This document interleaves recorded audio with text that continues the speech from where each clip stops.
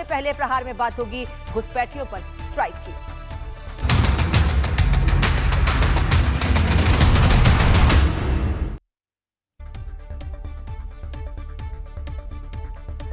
बिहार के बाद देश के कई राज्यों में एसआईआर की प्रक्रिया शुरू हो चुकी है, लेकिन बिहार में बड़ी हार के बाद विपक्ष को सभी जगहों पर हार का डर सता रहा है। विपक्षी कुछ भी कहें, उत्तर प्रदेश में एसआईआर के जरिए घुसपैठियों को बाहर करने की तैयारी मुख्यमंत्री योगी आदित्यनाथ ने कर ली है। मुख्यमंत्री योगी आदित्यनाथ ने साफ कर दिया है कि एक भी घुसपैठी भारत के लोगों का हक नहीं मार सकता है। इसीलिए एसआईआर में जिन लोगों के कागजों में गड़बड़ी पाई जाएगी, उनको पहले डिटेंशन सेंटर भेजा जाएगा, उसके बाद उन्हें डिपोर्ट करने की तैयारी भी की जा रही है। लेकिन डिटेंशन सेंटर में तमाम बुनियादी सुविधाएं भी होंगी, ये भी कहा है मुख्यमंत्री ने। लेकिन डिटेंशन सेंटर तैयार करने के लिए अधिकारियों को निर्देश भी दिए गए हैं। क्या कहा है मुख्यमंत्री ने, ये आपको बताऊंगी। लेकिन उत्तर प्रदेश के मुख्यमंत्री योगी आदित्यनाथ ने प्रदेश में रह रहे घुसपैठियों के खिलाफ सख्त कदम उठाने के निर्देश जारी कर दिए हैं। उन्होंने सभी जिलाधिकारियों को आदेश दिया है कि ऐसे लोगों की पहचान तुरंत की जाए। योगी ने साफ कहा है कि जिन लोगों पर अवैध रूप से प्रदेश में रहने का शक है, उनकी पहचान प्रक्रिया को तेजी से पूरा किया जाए।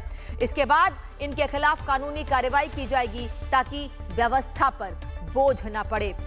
मुख्यमंत्री योगी आदित्यनाथ के इस फैसले पर कई लोग राजनीति भी कर रहे हैं। इमाम एसोसिएशन के अध्यक्ष हालांकि क्या कह रहे हैं ये आपको सुनाते हैं, क्योंकि कुछ लोग राजनीति कर रहे हैं, कुछ लोग सवाल खड़े कर रहे हैं। जैसे कि मैंने पहले भी कहा कि कई मुसलमान ऐसे भी हैं जो इस फैसले का स्वागत कर रहे हैं और जो इस प्रक्रिया को लेकर भड़काने की कोशिश कर रहे हैं, उनको जवाब भी दे रहे हैं। सुनिए। बहुत अच्छा कदम, सराहनीय है। वो चीफ मिनिस्टर हैं देश उत्तर प्रदेश के। भारत सरकार का कानून है कि कोई भी गैर कानूनी भारत के अंदर दाखिल होता है या रहता है या कोई गलत कार्य करता है, उसके खिलाफ भारत सरकार का कानून है। तो सरकार अपना काम कर रही है और सरकार उन तमाम, मैं समझता हूं कि खाली उत्तर प्रदेश नहीं, पूरे भारत के अंदर जितने भी घुसपैठी हैं भारत के अंदर हैं, उन सबको ढूंढ कर पकड़ना चाहिए और उनको जो भारत का कानून है उसकी सजा जो उनको देनी चाहिए या उनके देश उनको वापस भेजना चाहिए।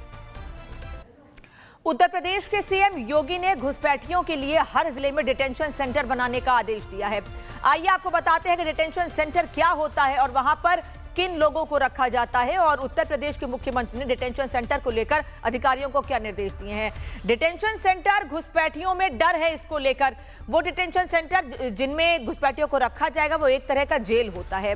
ऐसी जगह घुसपैठियों को रखा जाता है जो कि बिना दस्तावेज वाले होते हैं और विदेशों से आकर यहाँ पर रहते हैं और फिर उन्हें डिपोर्ट करने की तैयारी की जाती है। डंकी रूट से आने वाले लोगों को भी यहीं पर रखा जाता है।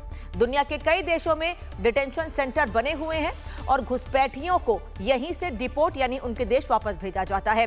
उत्तर प्रदेश में भी डिटेंशन सेंटर बनाने की तैयारी की जा रही है। रोहिंग्या और बांग्लादेशियों को इसमें रखा जाएगा। रोहिंग्या बांग्लादेशियों का यहीं से डिपोर्टेशन होगा, यानी वो लोग जो भारत में इलीगल तरीके से रह रहे हैं, रोहिंग्या मुसलमान हो, बांग्लादेशी हो या कोई भी हो, किसी भी देश का व्यक्ति हो और इलीगल तरीके से भारत में रह रहा है, तो उसकी पहले पहचान की जाएगी, उसके पेपर्स चेक किए जाएंगे और उसके बाद उसे डिटेंशन सेंटर में फिर सीधे डिपोर्ट यानी उसको उसके देश भेज दिया जाएगा। घुसपैठियों पर योगी के एक्शन को लेकर समाजवादी पार्टी सवाल उठा रही है। समाजवादी पार्टी एक बार फिर इस पर राजनीति कर रही है और यही कह रही है कि उत्तर प्रदेश में योगी की सरकार तो सालों से है, इसके पहले ये कदम क्यों नहीं उठाया गया। आदरणीय योगी जी कह रहे हैं कि घुसपैठियों को पकड़कर हर जिले में डिटेंशन सेंटर बनाकर उनके मूल देश में भेजा जाएगा। हमारा ये मानना है और जो आंकड़े भी चीख के कह रहे हैं कि सबसे कम घुसपैठियों को पकड़ने का काम भारतीय जनता पार्टी की आदरणीय मोदी जी की सरकार में हुआ। 11 साल के कार्यकाल में केवल 3,512 घुसपैठियों को ये लोग पकड़ पाए हैं, जबकि आदरणीय मनमोहन सिंह जी की सरकार में 90,000 घुसपैठिए 10 साल के कार्यकाल में पकड़े गए हैं। समाजवादी पार्टी के नेता घुसपैठियों को गलत तो बता रहे हैं, लेकिन ये मुख्यमंत्री योगी आदित्यनाथ के कदम की तारीफ नहीं कर सकते हैं। राजनीति है, इनकी राजनीतिक मजबूरियां हैं, इसीलिए ये घुसपैठियों को देश के लिए खतरा बताते हैं, मानते भी हैं, लेकिन खुलकर बोलने की हिम्मत नहीं रखते हैं, क्योंकि वो इनका वोट बैंक भी होते हैं। भारत में घुसपैठिए लंबे समय से बड़ी समस्या बने हुए हैं। ये आपको बता देते हैं कि आखिर कैसे भारत के लिए घुसपैठिए बड़ी समस्या बने हुए हैं। ओपन बॉर्डर का फायदा उठाकर ये देश के अंदर घुस जाते हैं, लेकिन ये वापस नहीं जाते हैं। ये आपको बताने जा रहे हैं हम कि घुसपैठिए को लेकर क्या अब तक स्थिति रही है और कैसे भारत घुसपैठियों को बाहर करने के लिए इसके पहले भी बड़े कदम उठाता रहा है। भारत में कितने घुसपैठिए हैं, सबसे पहले ये आपको बता देती हूं। भारत में घुसपैठियों की संख्या साल 2001 की जनगणना में 31 लाख थी। 31 लाख बांग्लादेशी यहां पर मिले थे, जबकि यूपीए के 2004 में घुसपैठियों पर जो आंकड़ा जारी किया गया था वो भी चौंकाने वाला था। भारत में 1.2 करोड़ अवैध बांग्लादेशी उस वक्त यानी साल 2004 में बताए गए थे। 2016 में मोदी सरकार ने घुसपैठियों का आंकड़ा जारी किया था, जिसमें रिजिजू ने कहा था कि भारत में 2 करोड़ अवैध बांग्लादेशी हैं। वहीं पश्चिम बंगाल और असम में सबसे ज्यादा बांग्लादेशी घुसपैठियां हैं, जबकि पश्चिम बंगाल में करीब 60 लाख घुसपैठिए छिपे हुए हैं, लेकिन सरकार कुछ नहीं कर रही है, एसआईआर को भी गलत बता रही है। असम में घुसपैठियों की संख्या करीब 50 लाख के आसपास है।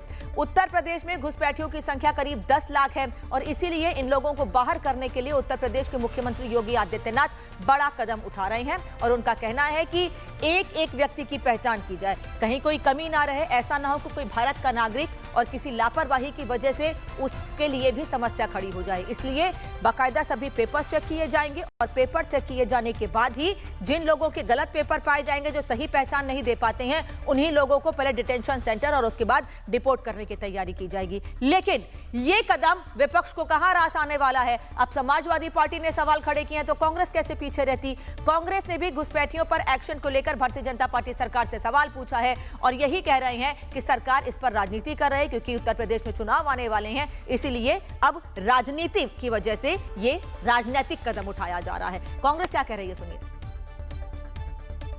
भाजपा सरकार में सिर्फ हो हल्ला मचाया जाता है, काम नहीं होता है। 10 साल हो गए, अब विदाई का समय है जब बीजेपी योगी आदित्यनाथ जी की सरकार को, तब उनको घुसपैठियों की याद आ रही है। आप बताइए कि 10 साल में कितने घुसपैठी आपने बाहर किया या कितनों को चिन्हित किया या कितनों पर कार्रवाई हुई। इसी वजह से जो लोग maximum government, minimum government, maximum governance की बात करते थे, आज उनके पास 10 साल की उपलब्धियों के नाम पर कुछ नहीं है। देश में कब कब कितने घुसपैठियों की पहचान कर उन्हें देश से बाहर निकाला गया है, इससे जुड़ा एक आंकड़ा भी हमारे पास है। आपको दिखाते हैं कि आखिर अब तक घुसपैठियों पर कब और कितनी बड़ी संख्या में एक्शन लिया गया है। साल 2011 में 6,761 बांग्लादेशियों को वापस उनके देश भेजा गया है। 2012 में 6,537 बांग्लादेशियों को वापस बांग्लादेश भेजा गया। 2013 में 5,234, जबकि जैसे जैसे साल बढ़ता गया संख्या कम होती गई। साल 2014 में 989 बांग्लादेशी वापस डिपोर्ट किए गए।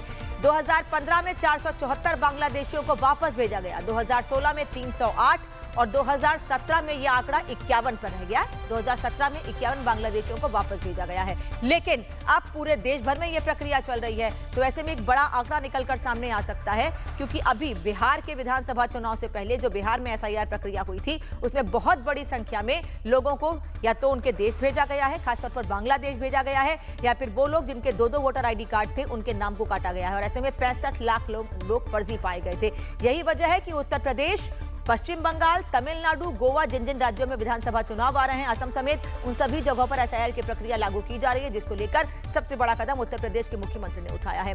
उत्तर प्रदेश में घुसपैठियों पर एक्शन को लेकर आरजेडी ने भी बीजेपी पर सवाल खड़े किए हैं। अब बिहार से इस पर कैसे सवाल खड़े किए जा रहे हैं, क्योंकि उत्तर प्रदेश में तो चुनाव है, बिहार में चुनाव हो चुके हैं, विपक्ष हार गया है और विपक्ष ये चाहता नहीं है कि कहीं और हार का सामना करना पड़े। इसलिए अब आरजेडी के नेता अपने साथ के लोगों का कैसे समर्थन कर रहे हैं और कैसे एसआईआर को गलत बता रहे हैं, सुनिए।